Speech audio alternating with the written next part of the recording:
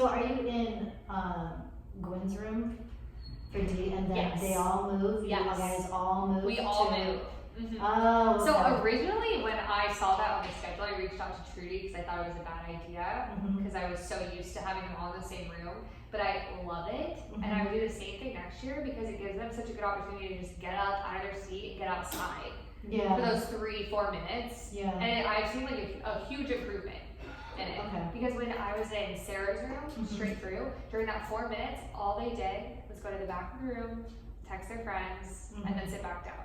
Which they're allowed to do, it's their break time. Right. But that doesn't provide any like stimulation other than just looking at a screen.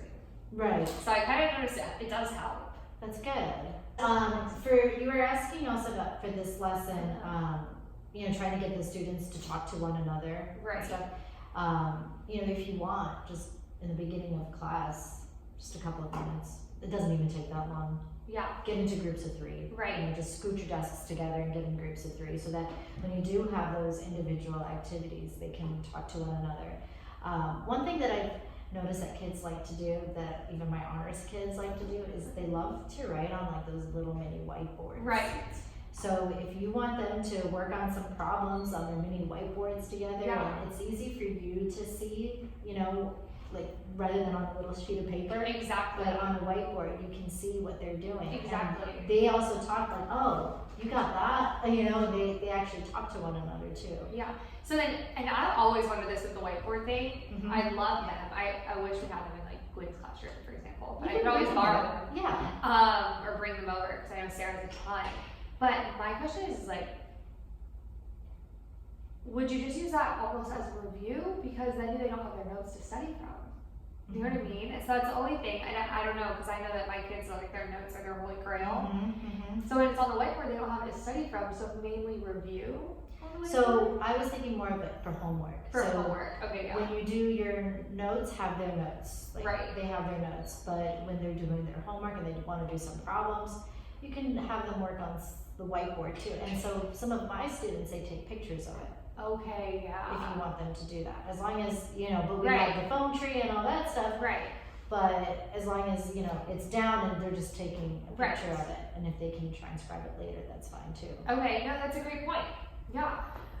They seem really engaged and well behaved, that I don't think that you're gonna have like a total behavioral issue with, but I would say make sure that when you do group, keep in mind like who goes well with other, like works well, kind of deal. And I always like to, I think of it as I list all like the strongest to weakest, and then I kind of cut them in half and move them up. Okay. So the strongest isn't with the weakest. They're more of like the middle line person. You know what I mean? Yeah. Because the strongest person is way over the head of the weakest person. No, that's a good point. I didn't think about it that way. Yeah, that's a great point, and that's very easy to do in a class like this. Is just list them off and not jump. Yeah. And then I was also thinking, because I make new seating charts all the time in my algebra class, I'm going to switch them over. And I was thinking of pairing them right away, and then just saying every time we get in Gwen's room, this row moves your desk to the left. Yeah. Like every day. Yeah. Because I just love when they work together. Yeah. I just noticed it helps so much. And it's so quiet in there. The behavior's great. It's great to not have any behavior problems. Yes. But they're just quiet. I know, and sometimes they're just too quiet. Yeah. And you want to just try and get them engaged. And that's the thing with my Algebra 2 honors. I mean, I would walk around and I'm like, oh my goodness, this is just boring. Right. They're working, but they're not engaged with one another. And then when I said, here's whiteboards, work with your partner, get this done. Here's your first problem. Right. Just check and make sure that you have it before you move on to you can move on to the next, but I gotta check. Right. So it's not for your homework. And they're actually talking for once to one another. That's great. Yeah.